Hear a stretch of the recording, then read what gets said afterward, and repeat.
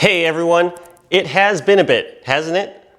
Well, as you have probably assumed, I am finally back from Japan and ready to share some of my experience from my time out there. So let's gear up and let's get started.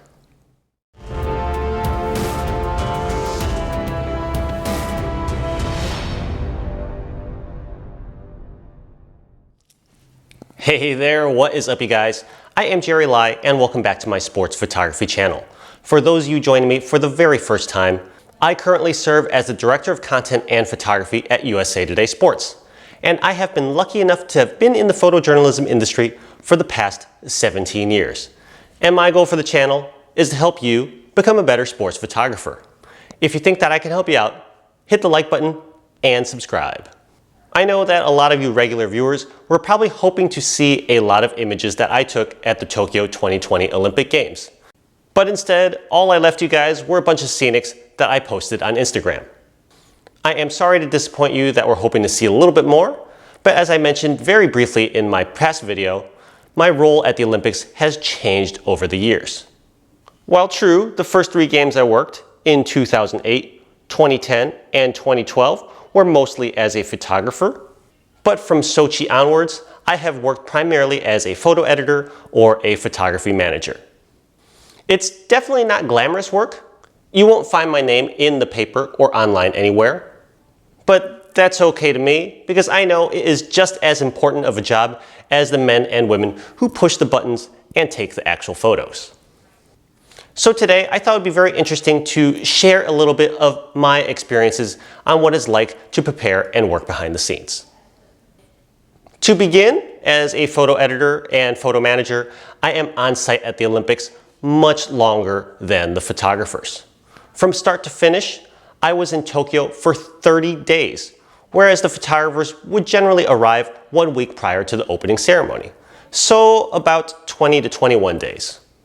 Now, what exactly am I doing in that extra 9 to 10 days I'm there?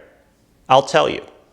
First and foremost, I'm simply getting my bearings and getting familiar with airport procedures, security, and games dedicated transportation.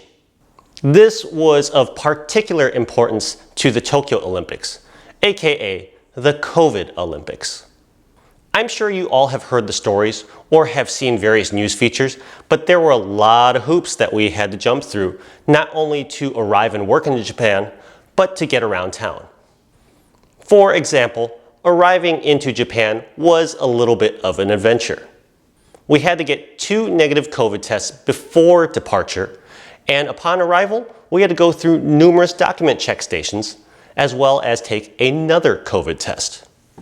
All in all, it took most people at least 2 hours just to get out of Narita or Haneda Airport, and that was after a 12-hour flight.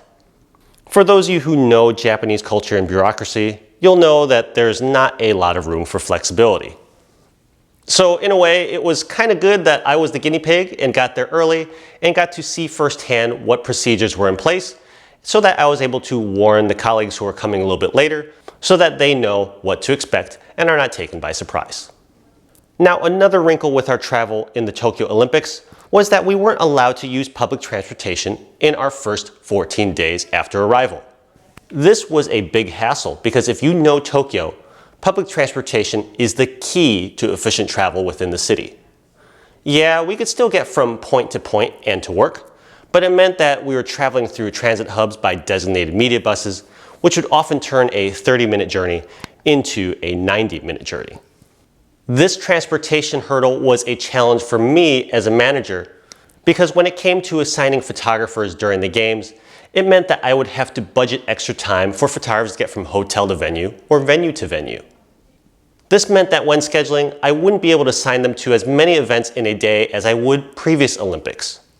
I had to be much more selective in assigning photographers to events that they can cover, and that was definitely a challenge because this was dubbed the largest Olympics ever as well, at least in terms of number of competitive events. So speaking of Olympic events, what kind of preparation was involved before the games began? Well, in addition to these being the COVID games, as well as the largest games ever, this was probably also the most technically advanced games. If you watch closely on the TV broadcasts, Did you notice that photographers often have an internet cable coming out of their cameras? Well, you did? Well, that's good, but that in itself is nothing new. Photographers have been transmitting straight out of their cameras via hard internet cable for several years now at these big events. But the unique thing this year was that the network that the Japanese set up was very, very smart. When a camera's MAC address was pre-registered on the network, the camera itself would be recognized and images taken by it would be transmitted to the correct file server or office. It didn't matter at all which outlet that a photographer plugged their camera into, the network would know where to deliver the images based on the registered MAC address. In previous games, there would be a bit of a hornet's nest of labeled cables or colored cables, with each one corresponding to a different agency. But no more of that in Japan. It was plug your camera into any open outlet, and they'd be good to go. So one of the things we did as early arrivals was go to every venue, or at least the venues we'd be at regularly, and test to see that this technology was working as advertised. This way, once the games went live, we knew that we would be able to receive images in real time and get those images out to the paper and out to our clients just minutes after it happens in real life. Now, all this wasn't the only thing we did at the venues before the games began. Depending on the sport, we'd also set up remote cameras around these venues to get unique angles that photographers with handheld cameras couldn't normally get. Examples of this would be like the glass cam at basketball or various other angles at track and field or gymnastics. Now, all of these cameras, of course, would be wired into the same network that I just talked about, configured and tested before the games begin. That way, when competition begins and photographers trigger those cameras remotely, we could retrieve those images in real time instead of waiting until after the game or after the session to pull gigabytes and gigabytes worth of data off of those cameras and cards. Finally, a third task that me and my early arrival colleagues had to do before the games began was play politics. As you've heard me say in other videos, a lot of this job involves networking with people. We connect and introduce ourselves to venue managers that we've not yet previously met. And of course, we reconnect and reintroduce ourselves to managers we have met at past games. A lot of photo positions at the Olympics are pretty much first come, first served.